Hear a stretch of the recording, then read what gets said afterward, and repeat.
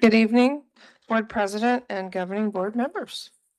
I'm going to remember to put it up on the screen first, I think. Or not.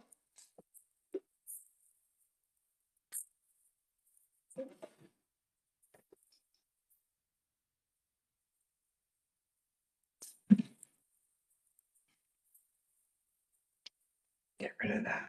Oops. Okay. So tonight I will present the fiscal year 2027 proposed budget for the Governing Board consideration. The proposed budget reflects our commitment to student achievement, employee support, safe schools, and responsible fiscal stewardship while maintaining long-term financial stability. The budget development process begins with our district priorities. Every expenditure included in this proposed budget was evaluated through the lens of supporting student success. Of course, we also want to maintain safe learning environments, attract and retain quality staff, and ensure long-term financial stability. We also considered enrollment trends, state funding assumptions, employee costs, inflation, facility needs, and technology requirements. Arizona school funding is driven by formulas established by the state. And so these amounts here shown represent the major funding assumptions used in preparing this budget. The proposed 2027 budget totals approximately $82.8 million. Compared to the fiscal year 26, the overall capital budget decreased slightly. It is important to remember that we are currently in the encumbrance period, meaning we will continue to pay fiscal year 26 invoices and through August 31st or sooner, if we can be done sooner. As a result, we will not know the final amount of carry forward or rollover funding available for the new year until the current fiscal year is closed. At this time, we anticipate maintaining adequate reserves while preserving flexibility. Okay. Salaries and benefits represent approximately 71% of the maintenance and operation budget here, reflecting our commitment to supporting teachers, staff, administrators, and student services personnel. Purchase services, the third item down, the next higher amount, includes contracted services such as utilities, transportation, operational support that's necessary to maintain the district operations. And then supplies. Jamie, in the purchase services, that also includes ESI? Like Yeah, long-term contracted subs, services, yes, for subs. some educational expenses in that Yes, too? yes.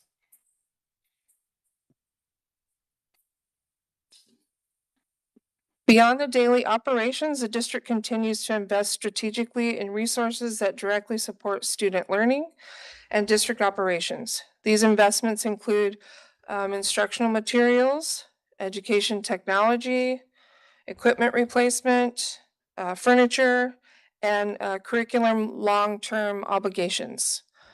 So the curriculum that we started with iReady Math last year, and we continue to as a 5-year payment on that particular curriculum. So this is a recap. This slide summarizes the key messages of the proposed budget. Over 70% of the M&O budget is invested directly into our employees through salaries and benefits. This reflects our commitment to attracting and retaining high-quality staff who support student learning every day. This is really hard to see, and I apologize, but I could not, other than make one slide at a time. This is really just a recap from the special meeting where we went over the GMP for Price Elementary build. And so we've got the GMP total amount and then the adjacent ways amount there on the bottom. But you do have those in your packet from the last board meeting. So As a part of the development for the James D. Price campus, the district must construct critical site access. And so in order to construct these critical site access points that include dedicated fire lanes, safe ingress and egress routes, parent traffic circulation, bus access, and emergency responder access, we will need to levy for adjacent ways funding. Okay, that's what adjacent ways funding pays for, those things. It's important to note that these are not optional enhancements. They are required infrastructure that ensures compliance with safety standards and provides safe access to the campus. So Arizona's truth and taxation process provides the public with notice and an opportunity to comment before the levy is approved at the adopted budget meeting. So whenever we decide that meeting is, in between that time, the public can make comment. Any questions on that? The proposed budget maintains the district's strong financial position. We continue to preserve appropriate reserve levels, align staffing with enrollment, and make strategic investments while ensuring expenditures remain sustainable over the long term. While the district remains financially stable, several external factors can impact future budgets. So those things could be enrollment changes, which directly affect district funding, inflation, utilities, employee benefits, facility maintenance. Those can all place pressure on operating budgets. So we will continue to monitor these factors throughout the year. The proposed 27 budget reflects the district's priorities and balances the needs of students, staff, and taxpayers while maintaining sound fiscal practices. Thank you for your attention and consideration. I put this picture here. It's from one of our schools because I like to look at the pictures so to remind me what we're here for, right? We're here for the students, and these kids are all saying number one, they're number one, and they are. They're number one with everything we do. So that's why I put this picture on there. And do you have any questions? No, I just have a clarification so that we all understand the adjacent ways levy. So that is going to be a tax for 1 year to pay for that $500,000 in construction that we're doing. It pays for that construction after the first year. What did you say it was 0.005%? Or maybe even another Point zero. 0.00005. Yeah. Yeah. So 4 zeros. 4 zeros and a 5% change. So we'll collect $500,000 to complete those services. Yeah. So I just thought it was important that we all make sure we understood that that's what that is, because that goes to the public and they have an opportunity to comment back to us. After we post it in the newspaper, 10 days, then we can vote on the adopt the budget. Yes. So, and we'll get into that in the next meeting. Right. And Jim, I just want to make a comment. We've had a lot of moving parts this year as we try to build our plan forward and additional staffing. And Jamie's done a really good job of trying to math all that out. So when we're like, hey, this is what we want to do, she's like, okay.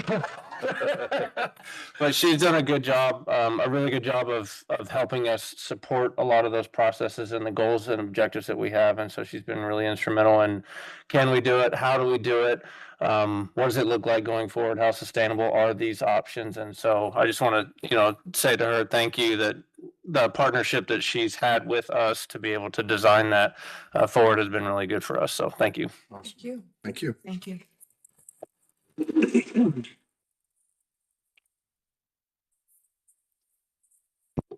All right, item 3, public comments. Do we have any public comments? Nope. Then I adjourn the meeting. And we'll get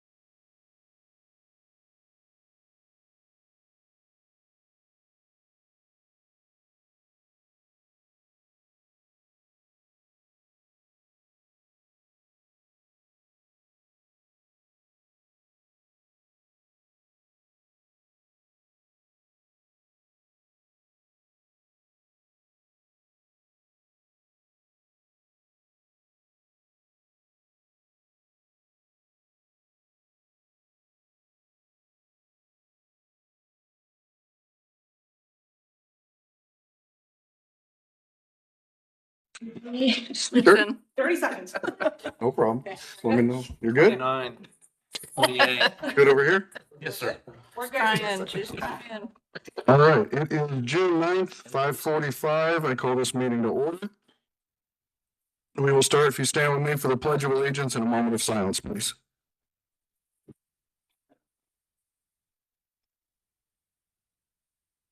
I pledge allegiance to the flag of the United States of America and to the republic for which it stands, one nation, under God, indivisible, with liberty and justice for all.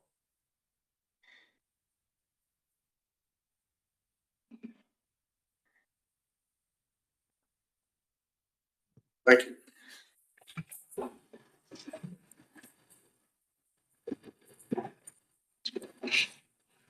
Item 1.2, adoption of the agenda. Do we have a motion? A motion to adopt the agenda. I'll second. Moved by Mr. Abola, second by Mr. Stoner. Is there any comments? No. All those in favor say aye. Aye. Opposed? Motion passes. All right, moving on to item 2, board reports. Do we have any reports at this time? I do have a very small report, but it was two wonderful places. I was at Woodard Junior High on May 13th for their junior high school band performance, of course, with Mrs. Melanie Lynch.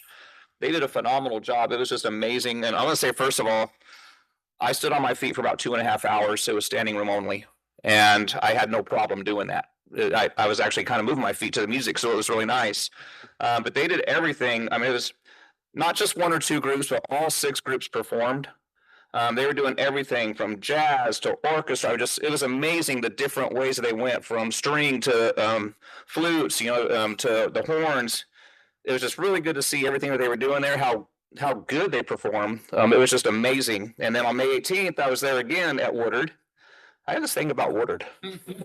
But anyway, I was there for their dance performance to see how the girls did, and it was really a good thing again to go see that. That was Naomi Alonso. She's the leader for that, and she once again did a really good job. It was good to see their outfits, see their routines. They did a really well job on that as well, and I was really happy to be there and be a part of that. Okay. I would like to congratulate our superintendent for being appointed to the Arizona State Council on Education for Military Children. This council supports the academic success and smooth transition of military-connected students and families. Thank you, sir. Thank you very much. And that's statewide. On May 13th, myself and Mr. Stoner, along with our Assistant Superintendent, Ms. Lagunas, we attended this wonderful concert. Pretty much said it all. One thing I wanted to add is that a very talented group. We had some of the musicians that transitioned from one instrument to another like that. We did stand up for 2.5 hours. When I was listening to this, I know that we have the Yuma Palms, every Thursdays, we used to have that. You close your eyes, you're listening to same stuff. And these are middle school. Okay, they're middle school, and they were that good. The choir, and then of course Melanie Lynch was everywhere, and we'd like to thank Nicole Alonso for having us there. Did a really good job. That was again on May 13th. On May 18th, I visited Carver Elementary School. Mr. Buckley gave me a tour of the school, and I was really impressed with Miss Henderson's class and with Miss Amanda Black's class. These are teachers that were reading. Amanda Black's class of first graders were already doing math and reading good old-fashioned style. Ms. Jimenez, who's the ESS teacher, has one of the best classrooms I've seen. Great job by Ms. Jimenez. Continuing with Carver Elementary on May 18th, I visited Mrs. Moore's class. I was pleased to see that her 4th and 5th graders were doing writing assignments with pencil and paper. The old-fashioned way. It was great to see that. Finally, I'd like to congratulate Carver's custodian, Abelano Torres, who retired after 20 years of service. Thank you again, Mr. Buckley. Excellent school, and they have a great garden. On May 19th, it was an honor to be at Price Elementary Schools at YPG for its groundbreaking ceremony. The superintendent was there, and our assistant superintendents, and of course, our MC right here, Mr. Acosta, that sounds like a DJ from LA. He's great. He's a wonderful guy, wonderful guy. So he was there, with this one wonderful ceremony to build this new school. On May 20th, I went on a ride along with bus Tango 35. Our bus driver was Erica Ojeda. She's a consummate professional bus driver, and this was an early morning route. This is what really impressed me, okay? As we're going on the route to pick up the kids for 4th Avenue, the front bus breaks down. Smooth as it can be, she rolls in, gets on the radio, and says, I will pick up the elementary school students for Roosevelt. Slipped right in. And one of the things that was just wonderful to see is that the kids, the little kids that were waiting for the bus, when they saw the middle school students, the look on their face were riding with the big kids. And they were so proud. And I was really proud to see those Roosevelt kids. The Roosevelt kids, of course, were happy, but the middle school kids acting like ladies and gentlemen and setting a great example for the little kids. And that was just something like a treat for them. It was great to see. Very, very good. One of the things I also wanted to mention is that they have a system called the Blackboard system, where the driver of the bus that broke down sends a message via text to the schools and the parents, letting them know that there's going to be a delay to picking them up. That way, there's always communication, letting the parents know. And I was really impressed with that system. And Mr. Ron Shepard, thank you very much. Wonderful transportation division there.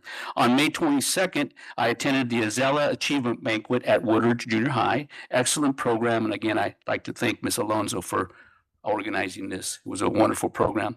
On May 26th, I attended Price Elementary graduation for the kindergartners and the 5th graders. And thank you again, Ms. Johnson, for a great ceremony there. Finally, Mr. Ponder and I attended Castle Domes Middle School graduation, and we had a touching moment there, very touching moment. And like I said, it was an honor to be there. And that is my report. Thank you so much.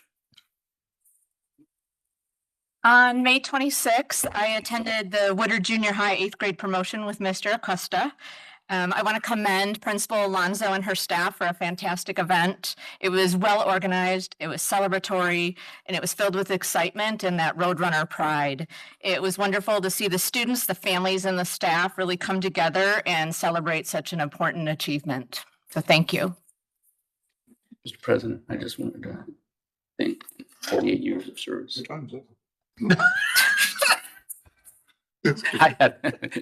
I wanted to mention paraprofessional Yolanda Blanco, 48 years of dedicated service as a paraprofessional. She is retiring. 48 years. Thank you for your service, Miss Yolanda Blanco. Thank you. Awesome. Thank you. All right, item 2.2, Superintendent's Report, donation recognition, Mr. Ponder. All right, thank you, Mr. President, members of the board. So we did get a series of donations, a lot of them for carnivals or staff appreciation. We get a lot of that towards the end of the year, so it's great to see the community contribute to those kinds of awards and recognitions for our staff. So it's really cool. A couple of the major ones that we saw. So again, anything over 1,000, I like to highlight. So Hua Vista received a donation from Texas Roadhouse in the form of free kids meals with the purchase of adult meals for migrant students. So that's valued at over $3,200. So that's a significant contribution. 4th Avenue Junior High with a donation from Yuma Electric. So thank you for electrical wiring of the cargo container that was done as a class project with the value of $3,497. So thank you for that. District 1 Middle School has got a donation from Arizona Humanities in the form of a check to be used for middle school libraries for $2,000. And so we have a total this month of $23,093.56 for a year-to-date total of $156,319.84. Outstanding. Thank you. That's great. Thank you. All right, item 3, information items, enrollment report, Ms. Walden.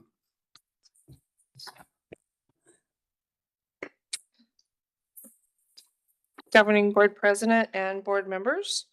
Looking at the enrollment report, I look at it and it's up and down and up and down. And so I just took the whole year and made an average from last year and this year. And really, there's only less than a 1% change. if you look at the whole year, which is great. Mhm. I think. This is better than what our budget assumption was, and so it reflects the effectiveness of our conservative planning. Right, remember, we planned at 1.5% decrease. So, I mean, other than we could go up, we're not doing that bad. Awesome. Thank you. Okay. All right, item 3.2, district financial trends. Ms. Walden. Governing board president and governing board members, with 92% of the fiscal year complete. We remain in a strong financial position with healthy budget balances available, reflecting the district's continued commitment to responsible fiscal stewardship. Doing good. Awesome. Any questions? No? All right, well, thank you very much. Moving on to item 4, call to the public. Do we have any call to the public this evening? Is there anybody here who wishes to approach the podium? No? All right. Item 5, consent agenda. Approval of these items are of a routine nature, and those that normally do not require deliberation on part of the governing board. A board member may pull items which will be discussed and voted on separately. Do we have any items that a board member wishes to pull? No. Nope. All right. So do we have a motion on the consent agenda? Mr. President, I would like to put a motion to approve consent agenda as written. Okay. I second. All right. Moved by Mr. Stoner, second by Ms. Anderson. All those in favor say aye. Aye. Opposed? Motion passes.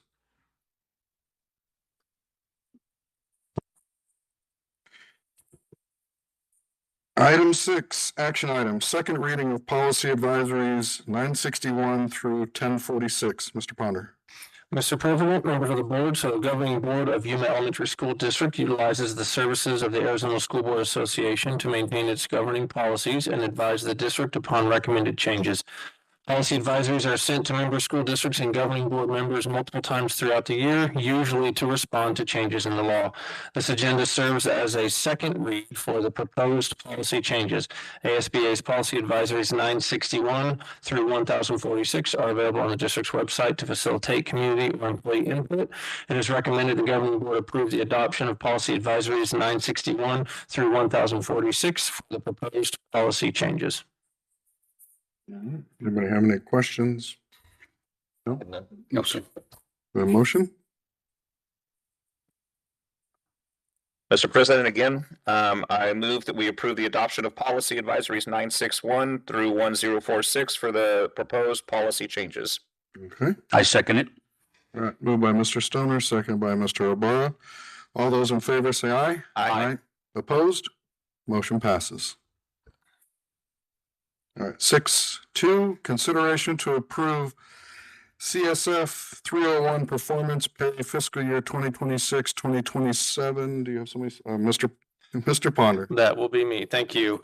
Mr. President, members of the board, each year a committee of teachers brings to the governing board a proposal for the classroom site fund performance plan as required by ARS 15977, formerly known as Prop 301.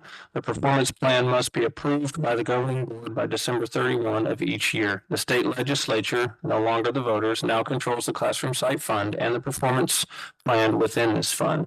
Two required components of the CSF fund for District 1 include base pay directly to teacher salaries and the performance plan. This year, during the month of March, the CSF Performance Plan Committee met to discuss, refine, and expand any possibilities for the plan. This year, we had the opportunity for the first time to use our interim assessments from our math and ELA curricula given at the beginning, middle, and end of the year as our indicator for academic growth. From these assessments, we received pre- and post-test scores to determine growth. Before you is the performance plan for the 2026-2027 school year.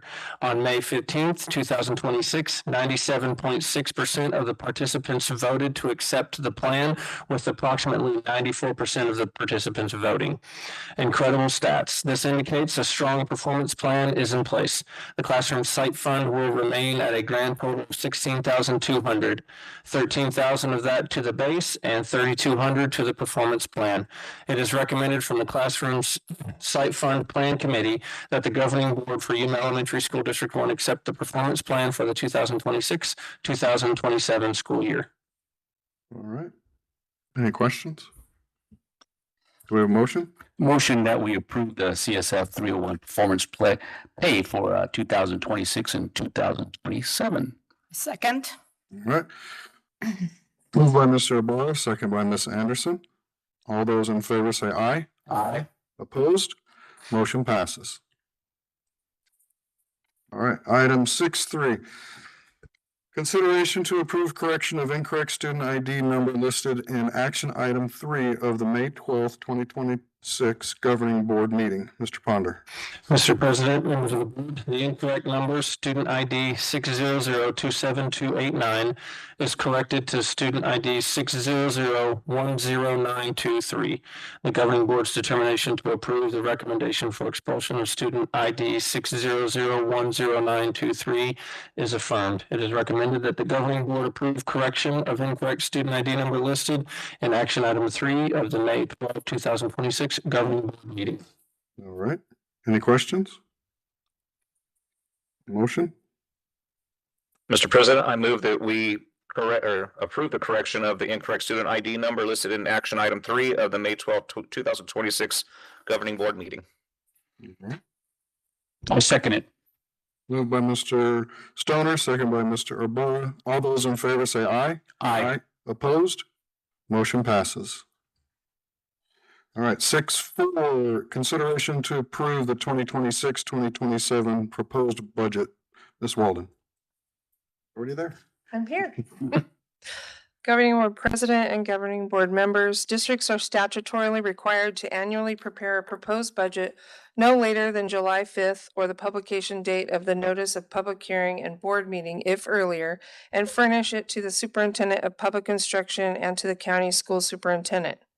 ARS Statute 15905E says the district must also publish or mail a copy of the proposed budget or summary and a notice of the public hearing and board meeting no later than 10 days prior to the meeting to adopt the budget. The governing board shall adopt the budget, which shall not exceed the general budget limit or the unrestricted capital budget limit, making such deductions as it sees fit, but making no additions to the proposed budget total for M&O or district additional assistance, and shall enter the budget as adopted in its minutes. It is recommended that the governing board approve the fiscal year 26-27 proposed budget. Okay, thank you. Any questions? Nope. We have a motion? I move that the governing board approve the fiscal year 26-27 proposed budget. I'll second. All right, moved by Ms. Anderson, seconded by Mr. Stoner. All those in favor say aye. Aye. Opposed? Motion passes. All right. Consideration item 6.5, consideration to approve a date for a special meeting to adopt proposed budget for 2026-2027. So this is where hopefully everybody brought their calendar with them, board members, so we can decide on a date. So we've got public notice Friday, 10 days puts us around the 29th. Is that correct? Friday's the 12th, so 10 days would be the 26th. And of course, if we can get it in sooner, even better. Has to be before. That gives us a few days to get it into the paper and get that done. So 12th to the 26th would give us 10 days. So the 29th is a Monday. 29th is a Monday, so we could look at anything from June 29th through July 14th. All right. My schedule, I'd like to get it done the week of the 29th if possible. Sooner we get it done, the better off we're going to be. I'm available the 29th. I'm available the 29th. I'm available. Ms. Anderson? Looks like the 29th at same time, 5:30, 5:45, 5:30's. 5:30? Okay. Either way, yep. So we'll have a motion for this. I'll make the motion here in a second. So June 29th at 5:30.